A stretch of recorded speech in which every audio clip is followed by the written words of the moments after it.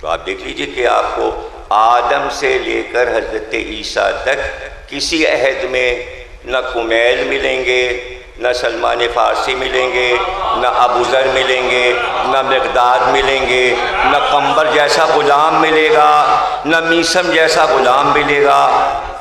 تو ذہانتوں کو محفوظ رکھا گیا تھا کہ یہ سب اکٹھا ذہانتیں مولا علی کے دور میں اتاری جائیں، اس لیے کہ علم کا عروج، علم کا شباب مولا علی کے دور میں۔ اور ایک اصحاب و انصار اور غلام کیا، آپ یہ بھی دیکھ لیجئے کہ اتنے انبیاء آئے تو کیا وہ سب عالم نہیں تھے؟ سب عالم تھے، لیکن کسی نبی نے یہ نہیں کہا کہ میں شہر علم ہوں۔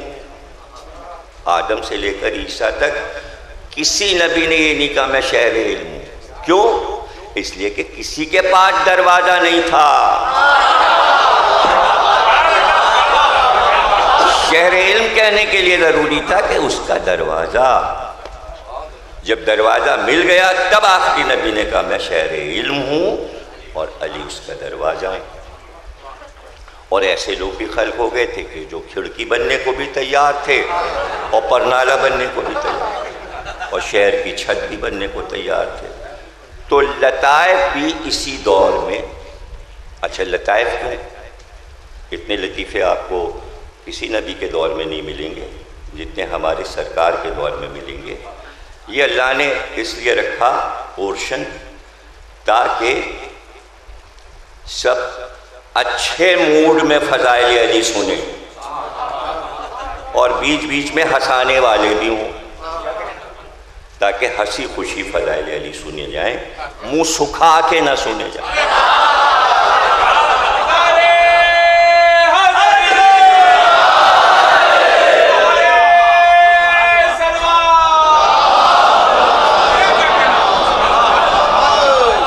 ایسے کردار بھی ضروری تھے۔ تو ایک پوری کتاب کئی جلدوں میں، کوئی 10-12 جلدوں میں، لطائف عرب، عربی میں 10-12 جلدوں میں کتاب ہے لطائف عرب۔ تو اس میں مولا علی کے عہد کے بھی سینکڑوں لطائف مصنف نے لکھ دیے۔ تو اس میں ایک لطیفہ لکھا اس نے کہ مدینے میں ایک نجومی آ گیا، اور وہ قیافہ شناس بھی تھا، چہرہ دیکھ کے حال بتا دیتا تھا، اور اس کے پاس کچھ دوائیں بھی تھیں۔ وہ دوا تو میں کہہ رہا ہوں جیسے آپ نے کبھی سنا ہوگا یا دیکھا ہوگا کہ یہاں لکھنؤ میں اکثر لوگ تھیلی لٹکائے ہوئے آتے تھے، یہ نہیں پتہ ہوتا تھا یہ قماش کیا ہے۔ تو ایسی اس نے بھی اپنے تھیلے میں بہت سی چیزیں رکھی ہوئی تھیں۔ تو مجمع لگ گیا اس کے گرد، تو مولا علی بھی تشریف فرما تھے وہاں مجمع میں۔ یہ میں نہیں، میری روایت نہیں ہے، یہ لطائف عرب والوں کی روایت ہے۔ اس کو اسی روشنی میں سنیے، اپنی سمجھ کے نہ سنیے، غیروں کی سمجھ کے سنیے۔ تو ایک دم اس کی نظر نجومی کی مولا علی پہ پڑ گئی، تو چیخنے لگا، ارے آپ کو تو عرفان ہے، پیلیا ہو گیا ہے، آپ تو بہت جلدی مرنے والے ہیں، چہرہ زرد ہے بالکل، آنکھیں زرد، آپ تو گئے بس۔ تو مولا نے کہا کہ اچھا تو کوئی علاج؟ کہنا دوا میرے پاس ہے۔ یہ دوا بیچنے کا طریقہ ہے جیسے منجن بیچنے کا طریقہ ہوتا ہے، تو اپنے اپنے فن ہیں۔ تو اس نے کہا ایک دوا ہے، اگر وہ آپ کھا لیجئے تو آپ کی جان بچ جائے گی۔ مولا نے کہا دوا دکھاؤ۔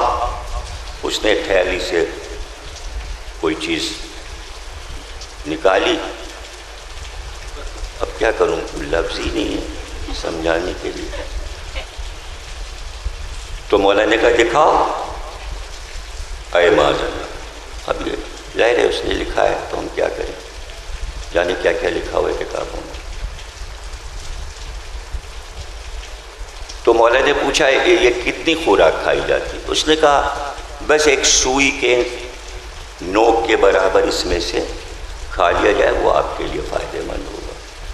مولا کے ہاتھ میں تھا، وہ ایک دم مولا نے سب اٹھا کے کھا لیا۔ اس نے کہا ارے آپ تو مر جائیں گے یہ اگر زیادہ کھا لی جائے۔ آپ کو پتہ ہے اگر سوئی کے نوک کے برابر بھی یہ کھا لی جائے تو طاقت آ جاتی ہے۔ تو جس جگہ یہ مجمع تھا وہ ایک دو منزلہ مکان تھا اور 2 کھمبوں پر وہ اوپر کی منزل کھڑی ہوئی تھی۔ تو جیسے اس نے کہا کہ آپ کی موت واقع ہو جائے گی، آپ نے ساری دوا کھا لی، اور اگر اتنی سی کھاتے تو آپ میں طاقت آ جاتی، تو مولا مڑے اور ایک کھمبے کو پکڑا اور پکڑ کے پورا مکان اٹھانا شروع کیا۔ وہ بے ہوش ہو گیا۔ جب ہوش میں آیا تو اس نے کہا مکان گرا تو نہیں، تو وہ اپنی جگہ تھا۔ جب وہ بے ہوش ہو گیا مولا نے مکان پھر وہیں رکھ دیا۔ تو اس طرح کی بہت سی چیزیں اس میں لکھی ہوئی ہیں کہ مولا علی مسجد نبوی میں نماز پڑھ رہے تھے تو ایک صاحب آئے، تو ان کو بڑا شوق تھا مولا علی سے مذاق کرنے کا، تو مولا علی کی چپلیں اٹھا کے اوپر کے دریچے میں رکھ دیں۔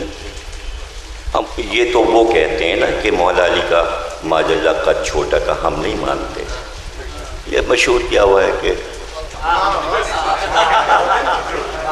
اچھا لمبے ثابت کرنا کوئی فضیلت تو ہے نہیں، لوگ کہتے ہیں کہ اس کی عقل تو ایڑی میں ہے۔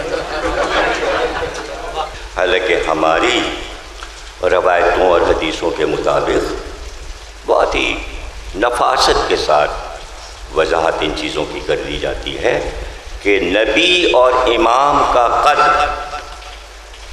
دیکھنے میں نہ اتنا طویل القامت ہو کہ بدحیت لگے، نہ اتنا چھوٹا قد ہو کہ مذاق اڑے۔ تو اس کے لیے ارشادات معصومی نے کہ اگر 1,00,000 آدمی بھی کھڑے ہوں اور نبی یا امام اس مجمع میں آ جائے تو پورے مجمع سے ایک بالش اوپر رہے گا، یعنی نبی اور امام سے کائنات میں کسی کا قد اوپر نہیں جا سکتا۔ تو انہوں نے مولا کی نالینیں اوپر رکھ دیں۔ جب مولا نماز پڑھ کے چپل پہننے کے لیے، نالین پہننے کے لیے مڑے تو چپل نہیں تھی، تو لوگوں سے پوچھا میری نالینیں کہاں؟ ان کا انہوں نے چھپا دیا۔ تو وہ رکوع میں تھے اور جہاں پہ نماز پڑھ رہے تھے وہاں کھمبا تھا۔ مولا علی کو جب پتہ چلا انہوں نے چپل چھپائی تو مولا نے 20 سے کھمبے کو ایسے چاک کیا اور اوپر کا حصہ اٹھایا اور ان کی قبا کا دامن اس میں ڈال کے کھمبے کو رکھ دیا، اور جب یہ رکوع سے اٹھے تو اس میں لٹکنے لگے، کھمبے میں لٹکنے لگے، اور کہہ رہے توبہ توبہ توبہ، اب میں آپ کے ساتھ مذاق نہیں کروں گا۔ بعض دالیں پیاز سے بگڑتی ہیں، بعض لہسن سے، تو ارہر کی دال تو لہسن سے ہی بگڑتی ہے۔ اب اس کی اہمیت دیکھیے کہ کیا اہمیت ہے کہ قرآن کہتا ہے بھئی من و سلوہ پکا پکایا کھانا آتا تھا بنی اسرائیل کے لیے، تو انہوں نے حضرت موسیٰ سے کہا بس دل بھر گیا ہمارا۔ اب من و سلوہ کیا تھا؟ بھنا ہوا تیتر اور شیرمال، پکا پکایا آ جاتا تھا، کوئی کسی کو پکانا بھی نہیں پڑتا تھا۔ مگر بنی اسرائیل نے کہا موسیٰ سے کھاتے کھاتے دل بھر گیا، یہ کب تک یہ بھنا تیتر اور شیرمال کھائیں؟ اس لیے کہ اب ہم پیاز، لہسن اور ادرک کھانا چاہتے ہیں، اس لیے قرآن میں پیاز، لہسن اور ادرک کا ذکر آ گیا۔ یہ بڑی بات ہے جناب کہ پیاز، لہسن اور ادرک کا ذکر قرآن میں آ گیا، ورنہ لاکھوں چیزیں ایسی ہیں جن کا ذکر قرآن میں ہے ہی نہیں، اور بڑی اعلیٰ اعلیٰ چیزیں ہیں جن کا ذکر قرآن میں نہیں ہے۔ بڑی حیرت ہوتی ہے۔ اب آپ دیکھیے کہ آم کا ذکر قرآن میں نہیں ہے، تو یہ بات ہو رہی تھی کہ بھئی قرآن میں کن چیزوں کا ذکر نہیں ہے۔ یہ تو آسان ہے بتانا نا کہ پھلوں میں قرآن میں کیا ہے، سبزیوں میں کیا ہے، اناج میں کیا ہے، تو ہے تو بس ہے، ذکر ہے۔ جس کا نہیں ہے وہ تفصیل بتانا بڑا مشکل ہے، اس لیے کہ سینکڑوں چیزیں ایسی ہیں جو قرآن میں نہیں ہیں۔ تو ایک صاحب نے کہا آم کا ذکر قرآن میں نہیں، تو دوسرے صاحب نے کہا نہیں ہے، بھائی پورا آم کا پارا ہے،